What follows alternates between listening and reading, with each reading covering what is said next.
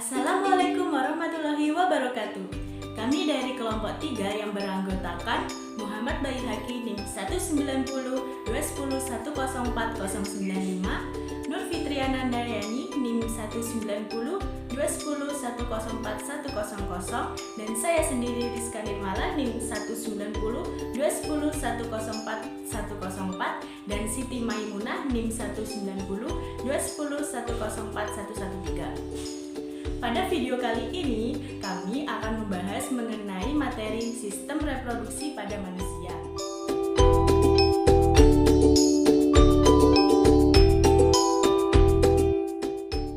Pernahkah kalian berpikir tentang bagaimana ibu kita bisa hamil? Apakah ibu kita bisa hamil tanpa adanya ayah kita?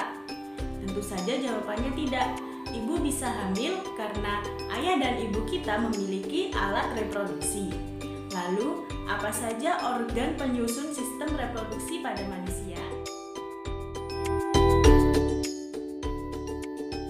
Sistem reproduksi pada manusia dibedakan menjadi dua, yakni sistem reproduksi laki-laki dan sistem reproduksi pada perempuan. Organ reproduksi laki-laki terbagi menjadi tiga, yakni organ luar, organ dalam, dan organ tambahan. Organ reproduksi luar diantaranya adalah yang pertama, penis, berfungsi sebagai saluran kencing atau urin dan sebagai saluran sperma. 2. Skrotum, yang berfungsi untuk melindungi penis serta sebagai pengontrol suhu agar suhu testis tetap normal sehingga dapat memproduksi sperma. Organ reproduksi dalam diantaranya adalah yang pertama, testis, berfungsi untuk memproduksi sperma dan hormon testosteron. Yang kedua, epididymis, berfungsi sebagai tempat untuk menyimpan sperma yang dihasilkan oleh testis. Yang ketiga, vas deferens, merupakan saluran yang berfungsi untuk menyatukan epididymis dan ureta dengan membawa sperma yang ada di epididymis. Yang keempat, uretra, berfungsi sebagai saluran keluarnya sperma dan saluran keluarnya urin. Bagaimanakah proses pembentukan sperma atau yang sering kita sebut dengan spermatogenesis? Proses pembentukan sperma ini diawali dengan pembelahan mitosis spermatogonium yang bersifat diploid menjadi spermatosit primer yang bersifat haploid. Kemudian, spermatosit primer ini akan mengalami pembelahan meiosis, sehingga menghasilkan spermatosit sekunder yang bersifat haploid. Pembelahan meiosis ini dikenal dengan pembelahan meiosis 1. Dari adanya spermatosit sekunder, nantinya akan mengalami pembelahan lagi secara meiosis, yang disebut dengan pembelahan meiosis 2, sehingga menghasilkan spermatid yang bersifat haploid, dan spermatid ini akan menjadi sel sperma. Organ reproduksi perempuan. Organ reproduksi perempuan terbagi menjadi dua, yakni organ dalam dan organ bagian luar. Organ reproduksi bagian luar diantaranya adalah yang pertama, vulva, berfungsi sebagai pelindung vagina.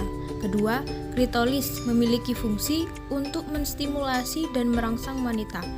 Yang ketiga, orifisium uretrae, merupakan muara saluran kencing. Yang keempat, himen, merupakan selaput berbentuk ikatan membran yang melapisi vagina atau saluran reproduksi wanita.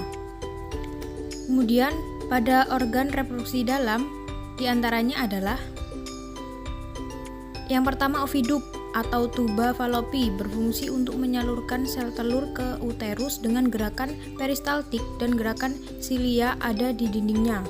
Yang kedua, ovarium, merupakan tempat memproduksi ovum dan hormon estrogen dan progesteron. Yang ketiga, infundibulum, tuba, merupakan ujung oviduk yang berfungsi untuk menangkap ovum dari ovarium. Yang keempat, uterus, merupakan tempat berkembangnya embrio. Yang kelima, vagina, merupakan alat kopulasi wanita dan sebagai jalan keluarnya bayi pada proses kelahiran. Proses oogenesis. Bagaimana dengan proses pembentukan sel telur atau yang sering kita sebut dengan oogenesis? Yang pertama yaitu proses pembentukan sel telur ini diawali dengan pembelahan mitosis oogonium yang bersifat diploid menjadi oosit primer yang bersifat haploid. Yang kedua, kemudian oosit primer ini akan mengalami pembelahan meiosis sehingga menghasilkan oosit sekunder dan badan kutub 1 yang bersifat haploid. Pembelahan meiosis ini dikenal dengan pembelahan meiosis 1. Yang ketiga, oosit sekunder kemudian membelah menjadi ootit yang bersifat haploid.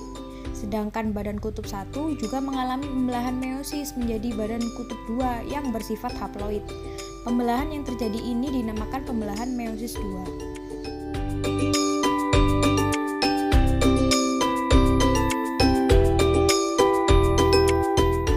Sistem reproduksi pada manusia akan mengalami gangguan apabila tidak dirawat dengan baik.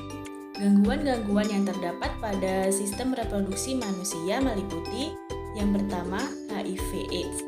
HIV atau Human Immunodeficiency Virus merupakan penyakit yang menyerang sistem imun atau kekebalan tubuh manusia baik perempuan maupun laki-laki.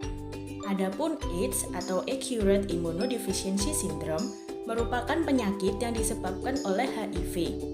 Biasanya, penyakit ini dipengaruhi oleh adanya pergaulan atau seks bebas, serta penggunaan jarum suntik yang secara bergantian. Yang kedua yaitu gonor atau kencing nanah, merupakan penyakit yang disebabkan karena bakteri Neisseria gonorrhoeae. Faktor penyebab penyakit gonor sejauh ini karena hubungan seksual pada laki-laki dan perempuan yang sudah berumur. Gangguan pada sistem reproduksi manusia yang ketiga yaitu sifilis, merupakan penyakit menular yang disebabkan karena bakteri Treponema pallidum akibat hubungan seks bebas di mana saling berganti pasangan. Yang keempat, keputihan, merupakan suatu penyakit sistem reproduksi yang terjadi pada perempuan yang diakibatkan oleh adanya infeksi dari jamur Candida albicans, virus, bakteri, dan juga parasit.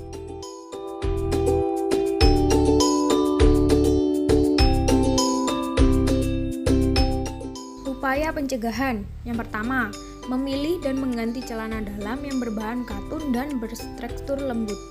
Yang kedua, ketika selesai membuang air kecil dan air besar, hendaknya organ reproduksi dibilas dengan air bersih.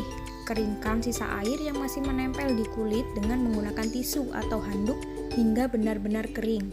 Yang ketiga, ketika sedang mengalami menstruasi, mengganti pembalut sesering mungkin, 2-3 jam sekali.